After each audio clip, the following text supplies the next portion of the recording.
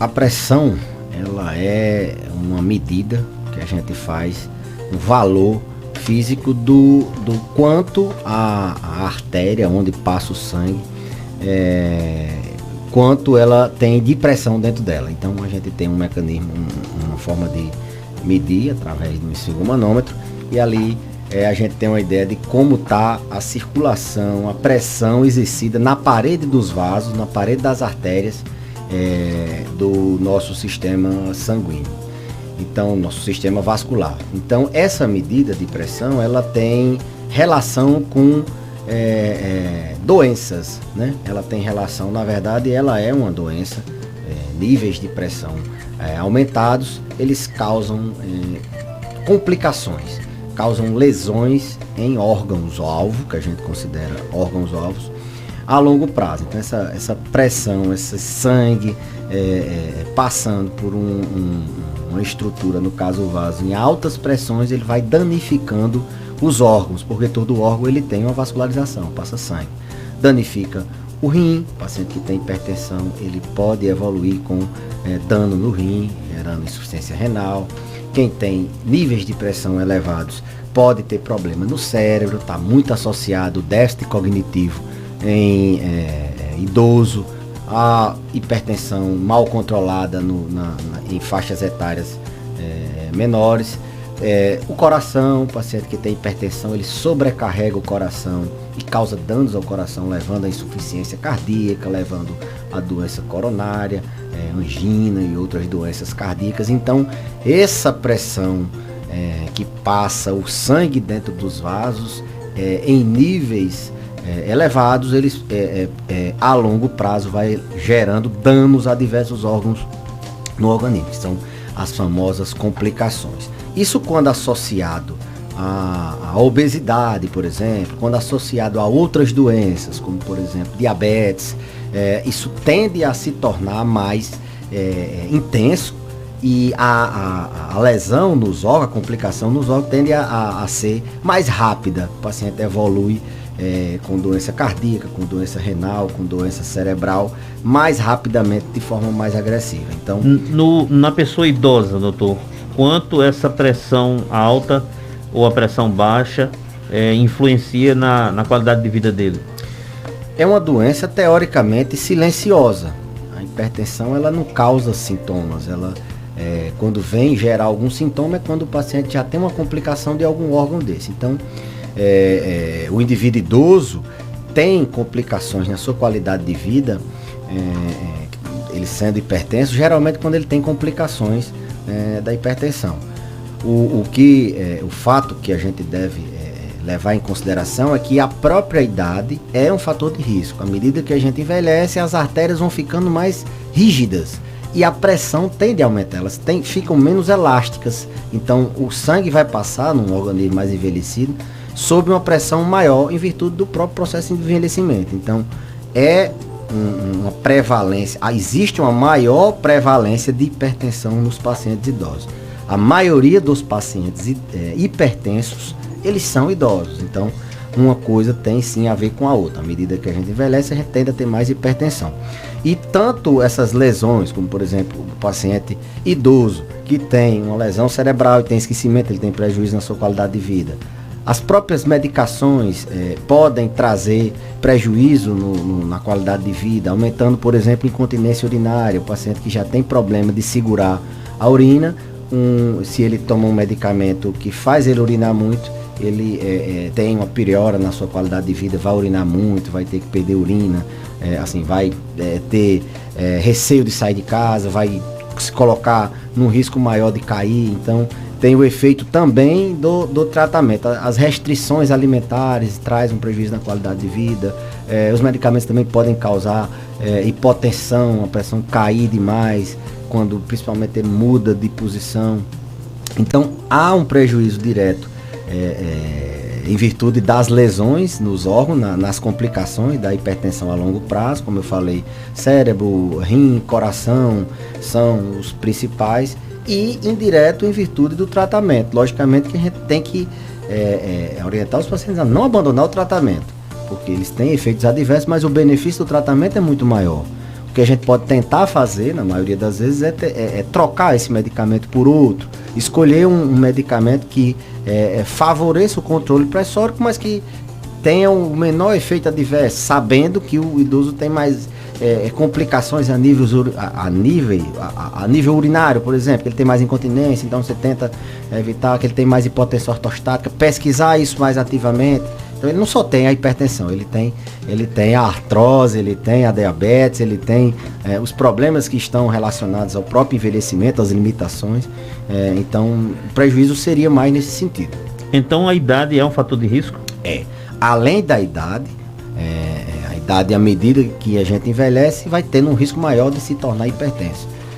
Existem outros fatores de risco. Exemplo? Má alimentação, paciente que tem uma ingesta de sódio acima do normal, comida muito salgada, muito industrializada, porque aqueles industrializados têm muito sal, conservas têm muito sódio, muito sal, alimentação desbalanceada a nível de carboidratos, como muito carboidrato, com muita gordura, com pouca proteína, então a má alimentação. Obesidade é um fator de risco. Os obesos, eles são mais hipertensos, eles tendem a ter níveis pressóricos mais altos. Sedentarismo, a atividade física é uma medida que diminui níveis tensionais. Então o paciente que tem hipertensão, ele se beneficia com a atividade física. E o indivíduo que não tem e pode ter, se ele fizer atividade física, ele pode não ter a hipertensão. Então, sedentarismo é um fator de risco, idade é outra, obesidade é outra, má alimentação se for fumante, ele é o tabagismo, ele é um fator complicador, na verdade. Ele se soma à hipertensão. O paciente que tem hipertensão, se for tabagista, o risco se soma. É como se ele for hipertenso e diabético. Então o risco dele ter um infarto é muito maior do que se ele tiver só um dos dois. O cigarro, ele é ruim para tudo, na verdade. Dá câncer, cigarro dá câncer de pulmão, câncer de intestino, câncer de boca, de esôfago, de estômago, dá enfisema pulmonar, dá infarto, dá AVC. Então, quem é hipertenso, o tabagismo seria uma boa forma de você começar a tratar a sua hipertensão. Entre as consequências, o senhor falou aí da questão do infarto, né, no coração, tem mais alguma consequência? Os órgãos-alvos, né? Coração é infarto e insuficiência cardíaca, sobrecarga no coração. O rim, insuficiência renal, o rim entra em falência. A hipertensão é um fator de risco. A hipertensão ela pode prejudicar muito os rins. Na verdade, a hipertensão é o fator de risco independente mais impactante para infarto, insuficiência renal e AVC. Então, você controlar a sua pressão, você vai estar controlando o principal fator de risco. Você botar numa balança, hipertensão, sedentarismo, diabetes, a hipertensão dá mais AVC. A hipertensão dá mais infarto. E no Brasil, a hipertensão leva mais a insuficiência renal. Outros países é mais o diabetes. Mas a hipertensão isolada, ela é um fator agressor. Então, no cérebro, no coração, no rim e em outros órgãos também. A hipertensão dá complicações que a gente chama de lesões em órgão-alvo. A gente sai, quando você tem hipertensão, a gente sai pesquisando antecipadamente o que é que pode ter acontecido. A gente já viu que, em muitas respostas suas, inclusive, que, por exemplo, caminhar faz bem, diminui certamente aí alguma coisa no risco de você ter problemas por causa da hipertensão. Mas e na pessoa idosa? Funciona do mesmo jeito que no adulto jovem? Sim. O caminhar, você diz, atividade física. Atividade física, de modo geral. O caminhar é o mais simples, é o que a pessoa pode começar já agora, já sair andando, já sai caminhando, já sai fazendo atividade física. Tem o mesmo impacto, tanto no controle pressórico, como no nível de satisfação, melhora das endorfinas, melhora da autoestima, do humor, melhora do sono, melhora do desempenho sexual e melhora na funcionalidade. O paciente que faz atividade física, ele trabalha músculo, e o envelhecimento, ele cursa com perda de massa muscular, cursa com perda de funcionalidade, limitações. Então, no indivíduo idoso, é até mais recomendado a atividade física. Lógico que é diferente, assim, tem idoso que não pode, por exemplo, andar, caminhar, não consegue ficar em pé, mas ele pode fazer uma atividade física dentro de casa, pode fazer uma atividade física com um nível de exigência menor. Isso o educador físico que vai programar esse exercício dele, de forma que é muito importante se mexer, mesmo que não seja uma atividade física, mas se movimentar faz muito bem, não só a saúde assim, cardiovascular da pressão, mas faz bem a saúde em geral, né? Muito bem. Você pode mandar sua pergunta para o Dr. Belísio responder no 3421-2270. Aí você manda por áudio ou manda por texto.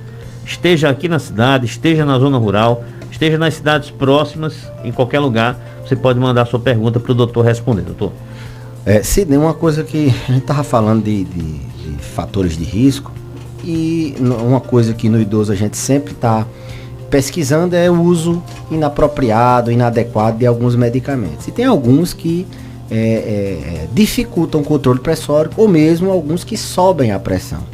Um muito conhecido é os anti-inflamatórios, aqueles remédios para dor que os indivíduos idosos tendem a utilizar, principalmente quando fazem automedicação. Então, o hipertenso, ele já tem o risco de adoecimento, como a gente falou, e se ele usar anti-inflamatório, esse risco de adoecer, por exemplo, do rim, ele é muito acelerado. Do coração, acelera. O paciente que tem hipertensão, ele aumenta os níveis tensionais se ele usar cronicamente ou com uma frequência grande anti-inflamatórios. Então tem essa questão no envelhecimento também. Alguns medicamentos podem tanto piorar a hipertensão, como podem interferir no próprio mecanismo de controle da pressão, seja uma interferência agindo com interação com outro fármaco ou em outro órgão, dificultando o controle da pressão. Então, remédios também, a gente na geriatria, a gente também tem muito cuidado. Um outro cuidado que a gente tem é de não colocar o indivíduo em risco de hipotensão, de cair. Então, a gente tem o cuidado de verificar a pressão e afastar um problema que a gente chama de pseudo-hipertensão. É aquele indivíduo que a gente tem uma falsa verificação de pressão, porque as artérias dele estão calcificadas e se a gente não tiver cuidado, essa pressão pode estar falsamente aumentada. Então a gente tem um mecanismo, uma manobra que a gente faz de Osler, que a gente identifica esse paciente que tem as artérias muito calcificadas. Então tem que ter esse cuidado para não, ao invés de ajudar, você não prejudicar. E tem o cuidado também de não acelerar muito o indivíduo idoso. A gente começa o tratamento da hipertensão de forma mais contida, de forma mais cautelosa, porque o risco dele ter complicações não é só com remédio da pressão, dele ter reação adversa é muito maior do que outra faixa etária. Se soma ao processo de envelhecimento, se soma a outros medicamentos que ele tem, se soma a outras doenças que ele tem. Então a gente começa devagar e vai devagar. É um princípio do start slow, go slow, né? A gente vai devagarzinho. Também tem muito o cuidado, principalmente no idoso frágil, aquele com pouca massa, aquele que sente exaustão fácil, vem perdendo peso, aquele idoso frágil, ou aquele idoso muito idoso, no extremo da idade, 80, 90 anos, que tenham incapacidades. A gente também tem níveis de pressão, a gente tolera níveis maiores. Na verdade, a gente tenta deixar ele com a pressão um pouquinho acima do normal. Por isso que muita gente, a gente até diminui dose, às vezes até chega a suspender, diz, olha, não deixou de ser hipertenso, mas no momento ele está controlando a pressão dele só com a alimentação, não vai precisar no momento de medicamento. Porque então, se a gente baixar muito, o paciente pode ter problemas. Quer dizer então que com a melhora da qualidade de vida do indivíduo, ele pode melhorar o nível de pressão dele sem a medicação? Sim. A primeira medida que se faz para tratar a hipertensão é mudança de estilo de vida. O médico diz, olha, perca peso, faça uma atividade física e uma dieta, não é assim? Por quê? Se ele perder peso, ele diminui a pressão dele. O próprio peso aumenta a pressão. Se ele diminui a ingesta de alimentos que aumenta a pressão, ele vai também diminuir. Se ele faz atividade física, vai diminuir. Então, a primeira medida é mudança de estilo de vida. Só quando a pressão está muito alta, ou quando o indivíduo é mal sucedido nessa mudança de estilo de vida, é que necessita de tratamento com remédio. Então, do contrário, também é diferente. Se ele é hipertenso e de uma hora para outra começou a mudar o estilo, perder peso, fazer atividade física, o nível pressórico dele tende a diminuir. Ele pode sim diminuir dose de remédio, até mesmo suspender. Ele não deixa de ser hipertenso, mas está controlando com melhora na qualidade de vida. É um remédio natural. É um remédio. Porque não está embalado numa cápsula. Se tivesse, era muito mais fácil. Tem uma pergunta aqui. É considerado um idoso a partir de 60 anos ou 65? Porque algumas prioridades... Por que algumas prioridades elas são a partir de 65 anos? O senhor pode responder isso? Josman, quem está perguntando. Olha, no Brasil é considerado idoso o paciente legalmente a partir de 60 anos. Mas no resto do mundo, principalmente dos países desenvolvidos, a classificação etária são 65 anos. Então, mas ainda no Brasil 60 anos. Eu não sei por que 65 tem algumas prioridades, não. Na verdade, quanto mais idade, mais prioridades. O que existe assim, 80 anos. Se você tem 2 idosos numa fila e tem um acima de 80, outro abaixo de 80, a prioridade, aquele de 80, ele é do grupo dos muito idosos. Então, ele tem mais prioridade. Isso é uma discussão até legal, assim, seria legal, que eu digo, do direito, jurídica, mas 60 anos no Brasil. Considera-se assim que o indivíduo que chegou a 60 anos no Brasil, ele já chegou ao ponto de estar envelhecido. E na Europa, nos países, o indivíduo é 65. Acredito que no futuro breve esse marco de 60 anos vai mudar. É bem verdade que o Brasil é bem diversificado. Por exemplo, um idoso sertanejo, ele com 50 e poucos anos, ele já tem características de um idoso. Um idoso lá do sul, ele, talvez com 65 ou 70, que ele possa ser considerado. Então é muito difícil uniformizar isso, mas é uma tendência com o envelhecimento, o idoso ser considerado com 65. Ainda é 60. Tá ouvindo o senhor falando isso, estava me lembrando. Será que é porque o sul é frio e aqui é quente? O frio conserva mais o cidadão do que o calor? A exposição ao sol, talvez, né? Acelera sim o envelhecimento da pele, principalmente da pele. Não só por isso, mas em termos de IDH, né? Em termos de, se você for ver a condição socioeconômica do sul do país é diferente do sertão. Então, não é só no envelhecimento, mas mortalidade infantil, várias variáveis que dependem do nível socioeconômico da localidade. Então, o sol sim, não é só mas também as condições socioeconômicas, de acesso à saúde, de tipo de trabalho, mas a exposição solar sim envelhece a pele. Pode olhar um sertanejo que trabalhou na zona rural exposto ao sol, principalmente antigamente, que não se tinha muita essa preocupação com a pele, exposição solar. A pele dele é muito mais envelhecida do que um que trabalhou dentro de um escritório. Então o sol sim envelhece a pele. Tem uma pergunta aqui que eu não entendi bem, mas vou fazer. É de Flávio. Flávio é quem está fazendo a pergunta. Quem tem problema intestinal corre risco de infartar? E outra, ele está dizendo, eu pesava com 70 quilos, agora só tenho 68. É normal, doutor? Depende do problema intestinal. Se for um paciente que tem isquemia nas artérias do intestino, se for isquemia mesentérica, isso assim, não tem como a gente diagnosticar precocemente. A gente geralmente diagnostica numa crise.